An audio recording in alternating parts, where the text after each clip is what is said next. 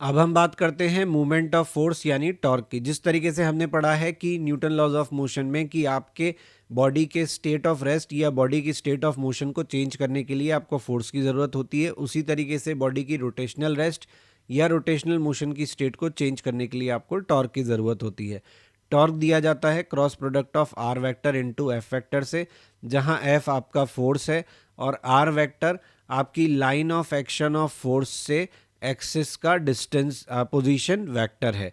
तो जिस पॉइंट पे आपका फोर्स लग रहा है उसका पोजीशन वेक्टर एक्सिस से आप आर वेक्टर लिखते हैं और इन दोनों का क्रॉस प्रोडक्ट जो है वो आपको टॉर्क देता है। टॉर्क का डायरेक्शन कैसे निकालते हैं, तो आप अपने सीधे हाथ की पाम को यहाँ टिकाइए, उंगलियों को लेकर जाइए point of application of force तक और जिस डायरेक्शन में फोर्स है उस डायरेक्शन में अपनी उंगलियों को कर्ल करिए, तो आपको टॉर्क का डायरेक्शन मिल जाएगा।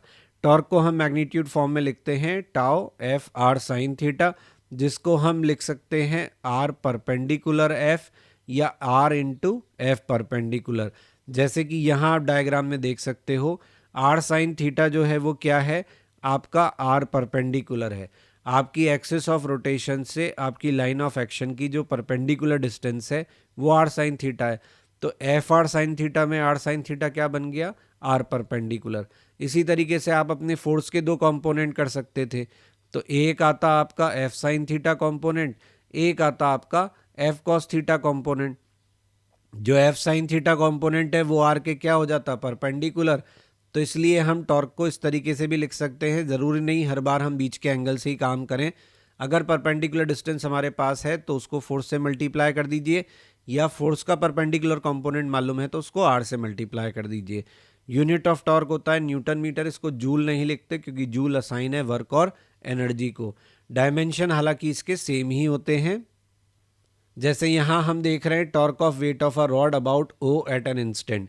तो अगर हमें इस रॉड का मोमेंट ऑफ टॉर्क लिखना है एक्सिस के अबाउट, पॉइंट ओ के अबाउट, तो हम कैसे लिखेंगे, एम जी जो है हमारा लाइन ऑफ एक्शन इसका कहाँ है, इस डायरेक्शन में है।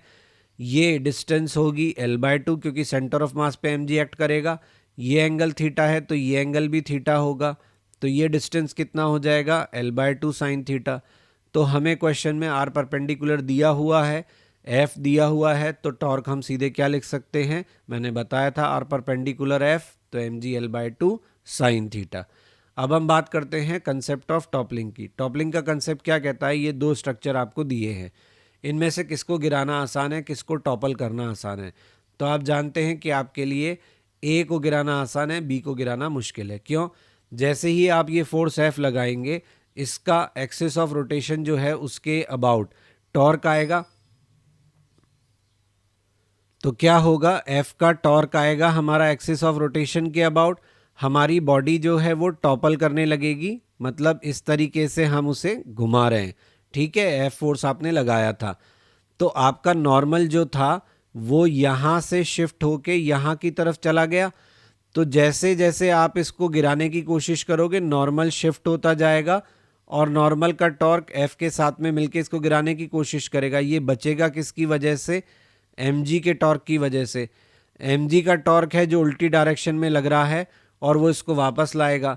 आप देख सकते हो कि अगर आपका डिज़ाइन इस तरीके का है और आप इसको रोटेट करने की कोशिश करते हो तो उसमें mg के पास आपको ज़्यादा टॉर्क देने के चांसेस हैं।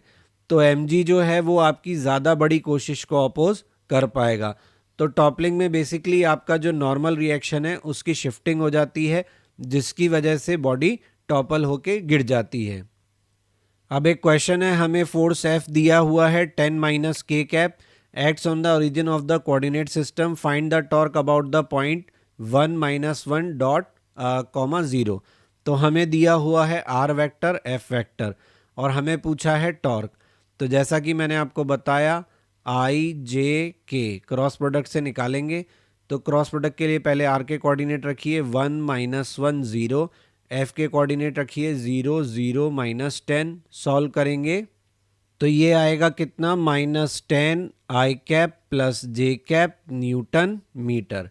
दूसरे क्वेश्चन में हमें कहा यूनिफॉर्म रॉड है 20 kg का, हैंग कर रहा हॉरिजॉन्टल पोजीशन में with the help of 2 threads, also supports a 40 kg mass as shown in the figure, find the tension developed in each thread. Diagram नहीं है हमारे पास।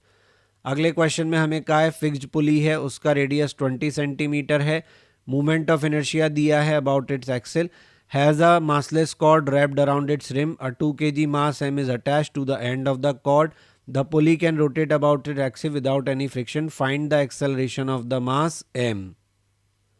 इस क्वेश्चन को करने के लिए हमें टॉर्क का रिलेशन चाहिए एंगुलर एक्सेलरेशन के साथ, जो अभी हमारे पास नहीं है, तो हम इसको बाद में देखेंगे। फिलहाल हम बात करते हैं एंगुलर मोमेंटम की। तो जैसे आपने देखा कि लीनियर ट्रांसलेटरी मोशन के केस में फोर्स था स्टेट ऑफ रेस्ट को बदलने के लिए, तो यहाँ था टॉर्क, वहाँ था इनर्शिया, तो यहाँ था मोमेंट ऑफ इनर्शिया, वहाँ था लीनियर मोमेंटम, तो यहाँ है एंगुलर मोमेंटम। जैसे फोर्स से टॉर्क के लिए आर क्रॉस एफ किया, वैसे ही एंगुलर मोमेंटम के लिए P की जगह R क्रॉस P करोगे। किसी पार्टिकल का एंगुलर मोमेंटम कैसे लिखा जाता है? R vector cross P vector. तरीका वही है कि आपको क्या करना है, जिस पॉइंट पे आपको पार्टिकल का एंगुलर मोमेंटम निकालना है या पार्टिकल का एंगुलर मोमेंटम जिसका आपको निकालना है उसका पोजीशन वेक्टर एक्सिस से लिखिए, पार्टिकल का लीनियर मोमेंटम लिखिए, दोनों का क्रॉस प्रोडक्ट करिए, एंगुलर मोमेंटम ऑफ पार्टिकल आपको मिल जाएगा। अगर एंगुलर मोमेंटम किसी बॉडी का निकालना है अबाउट एन एक्सिस, तो फिर आपको क्या करना होगा, इंटीग्रेशन करना होगा, और इंटीग्रेशन के बाद हमें जो फॉर्मूला मिलता है वो है आई ओमेगा। जिस एक्सिस के अबाउट हम एंगुलर मोमेंटम निकाल रहे हैं उसी एक्सिस के about moment of inertia calculate करके ओमेगा से मल्टीप्लाई करना है। ऑब्वियसली ओमेगा वेक्टर क्वांटिटी है तो एंगुलर मोमेंटम भी वेक्टर क्वांटिटी है, तो वो तो लीनियर मोमेंटम भी वेक्टर क्वांटिटी है। रिलेशन की बात करें between torque and angular momentum क्या है, तो जैसे न्यूटन सेकंड लॉ कहता है कि force is the rate of change of linear momentum, ऐसे टॉर्क होता है rate of change of angular momentum. जैसे m इंटू ए फोर्स का वैल्यू होता है, तो m for mass, mass for inertia, वहाँ इनर्शिया यहाँ मूवमेंट ऑफ इनर्शिया, वहाँ एक्सेलरेशन यहाँ एंगुलर एक्सेलरेशन। तो ये रिलेशन है आपके टॉर्क और आई अल्फा। तो टॉर्क को हम rate of change of angular momentum भी लिख सकते हैं और आई अल्फा भी लिख सकते हैं। तो अब हम अपने क्वेश्चन पे वापस आ सकते हैं। क्वेश्चन में हमें क्या दिया गया है, ये एम है, इस पर नीचे की तरफ लगेगा एम जी, ऊपर की तरफ लगेगा टेंशन, रस्सी पर टेंशन नीचे की तरफ, इस टेंशन का एक्सिस के अबाउट टॉर्क आएगा, ये पुली को इस तरीके से खोलने की कोशिश करेगा। तो टी आर बराबर आई अल्फा, अल्फा बराबर टी आर अपॉन आई। ठीक है, यहाँ पे ए, और अब ये क्या होगा, अगर ये रस्सी घूमेगी तो ये ब्लॉक किधर जाएगा, नीचे, ये जाएगा एक्सेलरेशन ए से। तो अब समझिए कॉर्ड आपकी स्ट्रिंग जो है वो इनएक्सटेंसिबल है, तो ये एंड एक्सेलरेशन ए से नीचे जा रहा है, ये पुली घूम के आ रही है अल्फा से, यानी इस एंड की अगर हम देखें इस एंड का एक्सेलरेशन तो क्या होगा, टेंजेंशियल एक्सेलरेशन आर अल्फा। यहाँ रस्सी छूटेगी आर अल्फा से, यहाँ रस्सी पकड़ेगा ए से। अगर रस्सी छोड़ने और पकड़ने का रेट सेम है तभी आपका ये रस्सी जो है इनएक्सटेंसिबल रह सकता है। अगर इसने रस्सी कम छोड़ी और इसने एक्सेलरेट ज़्यादा किया तो रस्सी का लेंथ बढ़ जाएगा, अगर इसका एक्सेलरेशन कम है और इसने रस्सी ज़्यादा छोड़ दी तो स्लैक हो जाएगी। तो ए बराबर आर अल्फा, ये दूसरा फंडा है जो हम यहाँ पर यूज़ करेंगे। तो हमें पूछा क्या है क्वेश्चन में, ए ही पूछा है। और तीसरी इक्वेशन क्या बनाओगे, एम जी माइनस टी बराबर एम ए। तो ये फर्स्ट इक्वेशन, ये सेकंड इक्वेशन, ये थर्ड इक्वेशन, इन तीनों इक्वेशन को आप सॉल्व कर सकते हो।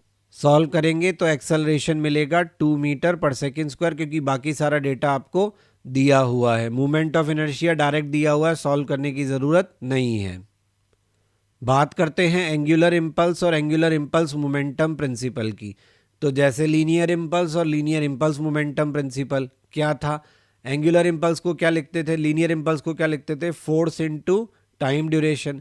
तो यहाँ एंगुलर इम्पल्स को क्या लिखोगे, torque into time duration. Linear momentum और इम्पल्स के बीच में क्या रिलेशन होता था, लीनियर मोमेंटम का चेंज जो था वो इम्पल्स के बराबर था। यहाँ एंगुलर इम्पल्स क्या हो जाएगा, चेंज इन एंगुलर मोमेंटम। तो ज़्यादा यहाँ तक अगर आप देखोगे तो आपको ऐसा लगेगा कि you are talking about translatory motion only. बस कुछ फैक्टर्स हैं, कुछ पैरामीटर्स हैं जो बदल गए हैं, सिंबल बदल गए हैं, लेकिन आपको बेसिक जो उसका फंडा है वो सेम ही नज़र आएगा। Please like share and subscribe my channel, press bell icon for important notifications and update, ताकि टाइमली आपको सभी इंपॉर्टेंट अपलोड्स मिलते रहें। आप हमारा ब्लॉग भी विजिट कर सकते हैं, दैट इज़ क्वेश्चन नहीं बनता blogspot.com, जहाँ पे आपको सभी लेक्चर्स के रिटन फॉर्मेट में जो नोट्स हैं वो अवेलेबल हैं और क्वेश्चंस के सोल्यूशन अवेलेबल हैं। आपको कोई सजेशन है तो आप मुझे मेल कर सकते हैं, मेरा मेल आईडी यहाँ दिया हुआ है। फेसबुक पेज और इंस्टा पे आप टिप्स ऑफ द डे के लिए ज्वाइन कर सकते हैं।